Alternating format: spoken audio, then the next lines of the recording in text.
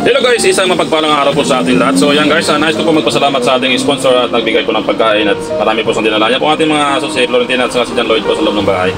So yan po guys, dala po ng ating sponsor yan. Mayroon pong bowl para kainan nila at saka yung sa mga sakon na yon sa basket ay may mga pagkain. May bigas, may dog food at saka mga ulam po. So yan guys, at siyempre binigyan tayo ng bowl para sa mga puppies at tayo po ay lalabas para magpakain po ng mga puppies kay Blackie guys. Samahan nyo ako. So ayan, sumunod na rin ang ating mga alaga kasi alam rin kasi nila na may pagkain. So guys, gabi na kasi medyo madilim po ang ating video. So ilalatag natin guys yung mga bowl para sila po ay isa-isa silang kakain.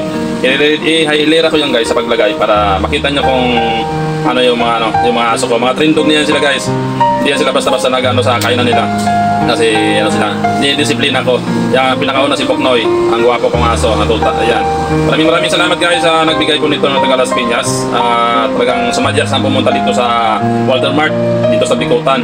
So, kahit inabot sa ng gabi. Kaya maraming salamat sa imam at ayaw mo magpamensyon ng iyong pangalan. Pero taga Las Piñas po yun guys at dog lover po siya.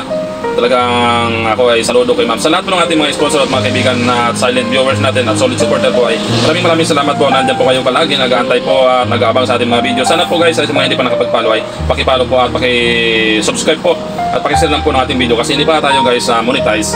Hindi pa tayo kikita dito sa ating YouTube channel. Kaya I hope someday ay ma-monetize po tayo. Kahit wala na po tayong guys na sponsor ay wala pong problema. Kasi yung sponsor ko ngayon guys ay nag-iisa na lang. Isa na lang po yung tumutulong sa akin ngayon. At nahiya na rin guys ako humingi kasi ng napansin nyo, nahiya na ako humingi ng mga sponsor. Kasi inano ko na lang guys kasi may sahod naman ako dito bilang sa pag-security guard ko. Bili ako sila ng pagkain, bigas, saka yung ulam. Yan, medyo lang guys, medyo malakas talaga sila sa pagkain, sa kanin. Malakas sila itong mga puppies. Kahit isang rice cooker guys ay minsan may nagbigay po sa akin yung taga Las Piñas ng malaking lutuan. So, minsan sinasabay ko na guys sa pagluto. Yan doon, malaking lutuan po yun ng kanin. So, doon ko niluluto, sinasabay ko na yun sa pagkain. Minsan, 3 beses kumakain yung mga puppies. Minsan, 2 na lang guys kasi medyo sa bigas. So, nahaluan ko lang ng sabaw saka mga ulam yan, kakain sila guys. Hindi sila mati sa pagkain, lalo na si Blackie. Yan. Yan po si Boknoy. So, yan. Dahil po sa ating sponsor na pag-abot si Boknoy hanggang ngayon sa po ay nakaligtas. Kaya maraming salamat po sa ating mga sponsor. Walang sawa pong pasalamat sa inyo. Kasi kung dahil sa inyo ay wala tayo ngayon. Wala ito tayong channel natin, walang buhay. So kaya napapansin nyo guys, bihira na lang po ako mag-upload ng video kasi inantay ko na lang na yung watching hour natin. So kailangan ko din mag-update para sa mga viewers natin sa puppies. I hope na may mag-trending po tayong video guys. Kaya isa lang pang pakiusap po sa inyo na paki-subscribe na lang po at paki-share na lang po guys yung video natin, lalo na yung mga natin, animal lover, mga dog lover. Kaya thank you so much kasi nandiyan po kayo palagi nakahabang. So yan guys, hanggat nandito po ako dito, kasama ko sila Blackie, ay isa lang po ang mapapangako ko na hindi ko sila pababayaan. Kahit wala po tayong sponsor guys, ay talagang hindi ko sila pababayaan kasi ako po ay talaga may malasakit sa mga hayop. Ako talaga, totally talaga ako guys, kahit sa probinsya pa ako noon. Dami kong alagang hayop, may baboy, may aso, may pusa. So ngayon guys, ay may pusa ako ditong 2. May nadagdagan ng isa, ampon. So dati ay tumatakbo siya, ngayon mabait na. Nalaga, ko na sa alaga ko na siya. Maliit lang siya pero malakas kumain din. Nanguhuli pa siya guys ng daga, yung pusa. So yung si Chinchin guys, itong hiwalayan, busog na siya.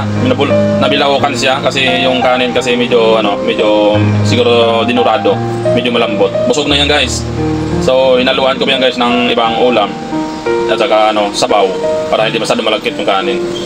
Yan, si Blackie, banat-banat sa guys sa pagkain. Wala po yung tigil si Blackie kasi malakas po yung kumain si Blackie. So, bumabalik na rin guys ang katawan ni Blackie. Ang kinakatakot ko lang guys ay sana wag mabuntis si Blackie guys. Kasi talagang mahirap pag lumami pa sila. Kasi ramdam ko kasi 5 pa lang sila guys. Bali 6, medyo na rin. Medyo mabigat. Siyempre araw-araw natin guys pakainin yan. Siyempre minsan walang sablay yan guys. 2 beses isang araw papakain. Minsan 3. Yung ginagawa ko.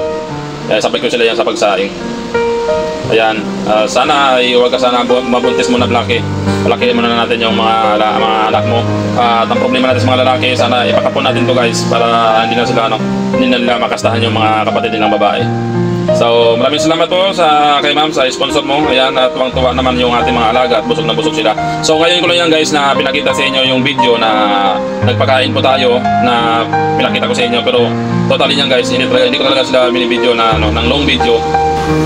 Maraming salamat guys sa lahat po ng mga solid supporters natin dyan. Sana hindi po kayo magsawa sa pagsuporta at pagsubaybay dito sa ating upload ng mga video. At kung saan man kayo ngayon guys, I hope na nasa mabuti kayong kalagayan. Maraming salamat po. God bless po sa ating lahat at mag-ingat po kayo palagi. Bye bye po. Ayan, at tuwang-tuwa po si Blacky at ng kanyang mga anak guys, at busog na naman sila. Ayan, maraming salamat sa ating lahat-lahat, mga animal lover dyan. God bless po, mag-ingat kayo palagi. Bye bye.